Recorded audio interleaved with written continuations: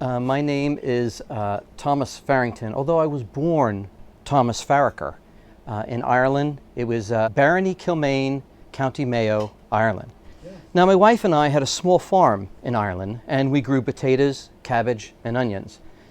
The problem is in the late 1940s, when the potato crop started to fail, we were left with a very difficult decision, and that decision was to starve or to sail to America.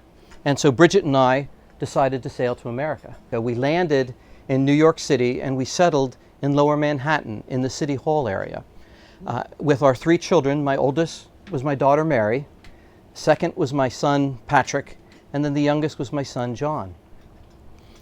In 1861, when President Lincoln had a call to arms, Patrick said, my second child, my oldest son, said he would like to join. Now, Patrick was just under 18 years old, so he needed our permission. But we agreed to it because everyone told us that this secession thing wouldn't last very long. It'd only be a couple months, maybe a year at the most. Were they ever wrong? It was a lot longer than that for us. But because we didn't know it at the time, and because Patrick was very excited about it, and to be truthful, we really needed the money. The salary that he brought home, the money that he got from the government for being a soldier, saved our family.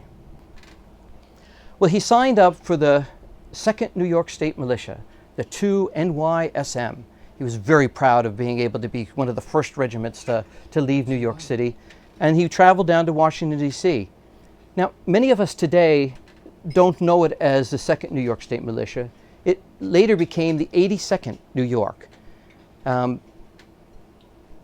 Patrick, of course, did not like the term 82nd New York. He'd always considered himself part of the 2nd New York State Militia. So in his letters to us, he always signed it 2nd New York State Militia. But most folks, when they read the history of the Civil War, they recognize the 82nd New York. So forgive me as I read some of his letters to you. If I jump back and forth from 2nd New York State and 82nd, they're really the same regiment. Patrick was involved in a number of major campaigns after he started. He was at Bull's Run, Battle of Yorktown, 7 Days Fighting, Antietam, Fredericksburg, Chancellorsville, and right here in Gettysburg. And at Antietam, the 82nd New York was right in the heart of the fight. When Patrick first joined, he was excited about being a soldier, and he loved the excitement of it. And in his letter, one of his first letters to us, and this was in Camp Powell, right outside Washington, D.C., and this was August 1st, 1861. And he says, "As for my part, I do not want to get my discharge, for I am well contented. And if it was not for yourself and my mother, I would never ask to return." Isn't that nice, boy? He says here that they got paid on Tuesday. The sum he got was $9. 6 of this I had to pay for an extra suit of clothes. I thought we would get paid for the month of July, but we did not get paid for it. Yet I went and paid $1 for a likeness, and it is not worth 3 cents. My mouth and eyes were as crooked as a ram's horn, so I did not think it worth my time to send it home. I think I will get another likeness taken and see how that one will work. He talks about when he was in Washington, D.C., that they decided to go into town and spend a little time in town. They were supposed to be back to their camp by 4 o'clock in the afternoon, but they had gone to the theater, and the theater did not let out in time. So as they came out of the theater, out in the streets, he says, is the U.S. cavalry watching for men that should be back in camp. So they snuck off to a hotel, and they spent the night in the hotel. And in the morning, when they got back to camp, they were late for muster. So they did have to get extra guard duty, because they were late for muster. But he didn't get in trouble for being out late at night at the camp, because they didn't get him at that time. His second letter home is probably one of the most exciting and proud letters a father could ever get. Listen to this.